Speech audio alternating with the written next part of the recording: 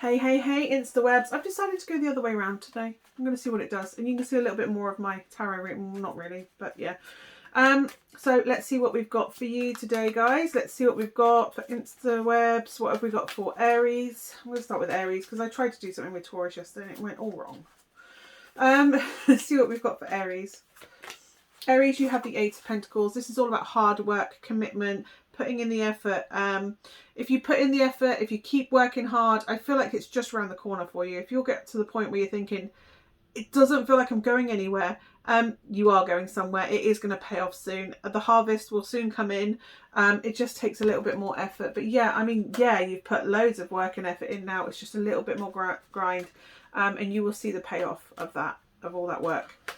Let's see what we've got for Taurus. Taurus has the Chariot. Yes, you're going places, Taurus.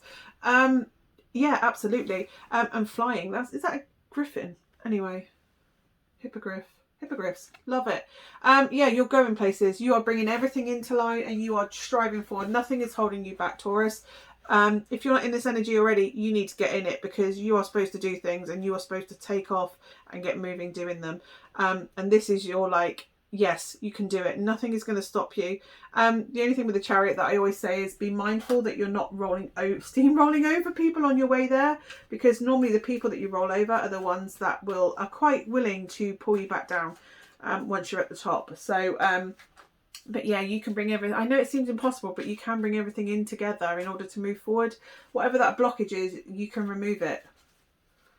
It just needs a little bit of adjustment. Anyway, let's see what we've got for Gemini. Gemini has the Four of Cups. This is a feeling of apathy. Mehness. Ugh, no, I don't care. I don't know if this is about someone around you that is giving off this like apathetic, I'm not really interested vibe. Someone's giving you the cold shoulder or they've ghosted you. To me, this would suggest that yes, you are an option for them, that you are a relationship. They just don't want to see it. They don't want to see it. If they wanted a relationship with you, they would pick up that cup and they would act on it. They don't want it. Their apathy. Do you know what? Silence is a response to something. Silence is a response. It speaks volumes all on its own. Not saying anything speaks volumes, and I feel like I have to tell you that. And if you're not getting any feedback, if you're not getting any, if they're talking and not acting, they're not caring enough. They don't care enough to do it, is what I'm getting. They don't care enough to contact you. They don't care enough to take action. They don't care, and it's apathy. It's not caring. If this is somebody you're in a relationship with, it might be that the apathy is caused by possibly depression, or like, you know, when you get like really negative and you literally can't feel or act, you feel complete apathy. That could be it. It could be a call that, you know, you need to maybe see about signposting them towards getting support and help for that. But if that's not the case, if this is somebody that, you know, you were with them and then they've kind of ghosted you, then it's like they're not emotionally invested anymore. It's really what I'm getting. It's apathy. No emotional investment or sway at all. Let's see what we've got for Cancer. What have we got for Cancer? It's that one. Oh, you got two. Cancer's got two. The Fool and the Two of Cups. It is safe to leap with love right now. If a relationship feels like it's mutual, that you do care, put in the amount, and it doesn't have to be romantic, by the way. Absolutely, it does not have to be romantic. I know everyone screams soulmate card with the Two of Cups. It's not. It's about mutual energy exchange. If you feel that there is a relationship you have where you mutually benefit from the exchange, energetically or passionately, psychically, whatever it is, if you feel like there is this bond where you both get something out of the arrangement, which you do with a healthy relationship, you both support each other, you both help each other in hard times, and you both cheer louder than anybody else in the good times. So yeah, if it is safe to enter that relationship right now, and I feel like this could be business related as well, or at least some sort of spiritual growth, that it is safe for you to take the leap and to do that, because the Fool is like, well, it might not make sense to do it, and it may feel like a crazy thing that you're doing right now, but you're supposed to do it, and you know you're supposed to do it. You're listening to your intuition, and you know that you're prepared to put the work in, that you're prepared to reciprocate the energy that you receive. Therefore it should thrive and it should be successful. So yeah, this could be a relationship that everyone goes, well, this makes no sense, and then but it could be like a relationship where you kind of get together and go, that makes no sense. Those two people do not go together. That's not going to last 5 minutes.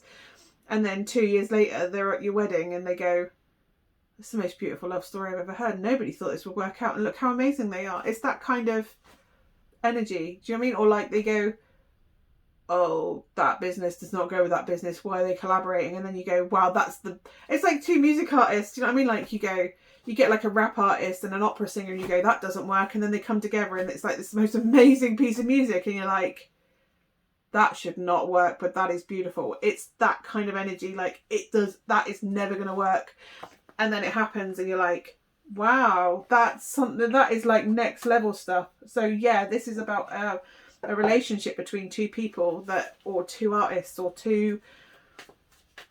There's something that you will pour into it, and because it's passion and it's emotion, you're emotionally invested in it as much as anything else. You're committed to it.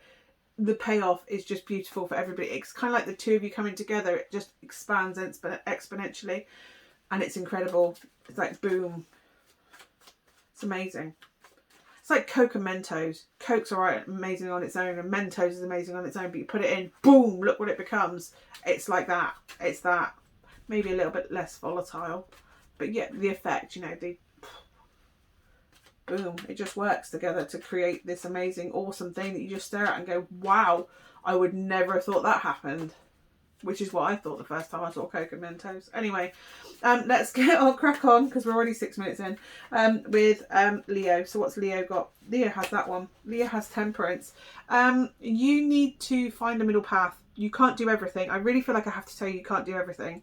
Well, you can, but the way you're doing it isn't helpful. You need to find the middle road. It's like you're going too extreme with one thing and too extreme. It's like you're committing too much to things, and you need to kind of commit a little bit less in order to make everything work together. You can do everything, but not at the amount of, if you put as much energy into this as you are at the moment, everything as you are at the moment, you're going to burn yourself out. So you need to moderate how much you commit yourself to. By all means, commit yourself to, why am I getting St. John's Ambulance? Like, you're volunteering for something, and you're working, and you're a parent, and you're doing this, and you're doing that. And I don't know if you've like signed up to do all these things and you feel like you're running around in circles. There is no time for you. You're not even giving yourself time to process what the hell is going on. You need to step back a little bit. I'm not saying give everything up, and I'm not saying give up something completely. I'm not saying that. You need to find the moderation. This is moderation. And I don't know if that's to do with food and stuff as well, or drink, or everything in moderation kind of needs to be said to you. But yeah, moderation, including how much you're committing to things. But yeah, it's that sort of energy, Leo. Let's see what we've got for, who's Leo? Virgo. I had a brain fart then. Do you know what I mean? Like, Virgo. Wheel of Fortune. Something is coming up for you. Something is coming in. It's big, it's life-changing in the sense of it's fun. It happens, and it affects fundamentals. But it kind of feels like a cycle, and I really feel like Beltane is tied to this, the 1st of May. I really feel like the changing of the season, the changing of the wheel turning again. Something's coming in around that time, the 1st of May. And it's just like, I just got this feeling like, I don't know if you're feeling despondent right now, Virgo, like nothing's kind of, but it kind of feels like with the changing of the wheel and the springs and something changes within you. Your energy just kind of changes around that time. I kind of feel like you're in a cycle where you're like, yeah, this is great, it's not, and then something comes in and it's like the wheel speeds up again. And I'm all for like ups and downs, but this feels like there's something to be learned from this time. There's something to learn. Like you're going, oh, okay, I keep doing this. That's why I keep going around in circles. I keep doing the same thing. But something about this one changes it up. Like whatever this is that comes in. I really feel like it's the 1st of May coming in, Beltane. Yeah, I just feel like you're down right now, but as soon as you're just about to come up around the top. You're about to come up to the top. Yeah, so yeah, down, but you're moving from down to up. So it's a positive thing coming in, a positive change. But there's something that you go, oh, I keep doing the same thing. I don't want to go back to that. I need to change what I do in order to stop this cycle. And that liberation is what changes. Like you go, it's like an epiphany. Like, no, oh, that's what it is. No, off we go. But no, something around the 1st of May is important. Anyway, let's see what we've got for Libra. Libra, you have the Seven of Wands. This is about feeling defensive. Why do you feel defensive? Get to the root of why you feel defensive. Is it because you're doing something that's wrong? Or is it because you feel defensive because you need to actually put boundaries up with people? You feel defensive because somebody is questioning your choices and questioning your decision making and questioning your very essence of who you are. That person probably shouldn't be in your circle if that's the case. If you're feeling like you have to defend your choices and who you are, then that's not your people. You need to put a boundary up, and if they don't adjust their behaviour, then you need to snip, off you go, bye, you're not in my life anymore, because that's not healthy and it's not conducive. And if they're making you question your very self, your decisions, like, am I doing the right thing? Why do I feel like I have to keep defending myself? It's because they're forcing their opinions and beliefs on you. They're not listening to you, and you're living your life, so why are they telling you what you should be doing with it? It's got none of their business. They should go and live their own life. Get on with their own thing. Anyway, what have we got for Scorpio? Scorpio has the Queen of Cups. And the Queen of Cups is somebody that is compassionate and listens to people's feelings, helps them navigate their feelings. But they're also, it's kind of like the energy of someone when you're in a relationship with someone and you're taking on board what they're saying because you want them to thrive, right? You want the relationship between the two of you to thrive.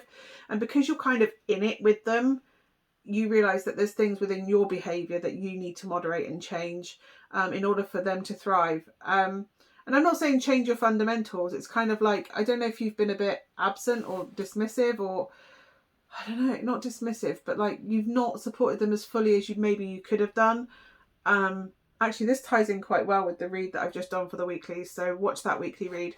But yeah, it's very much like you need to be a bit more openly supportive. It's like you're supporting with restrictions, and right now you need to be a bit more compassionate and understanding of their perspective, their point of view, and be open to listening it, and if necessary adjust your behaviour or what's going on.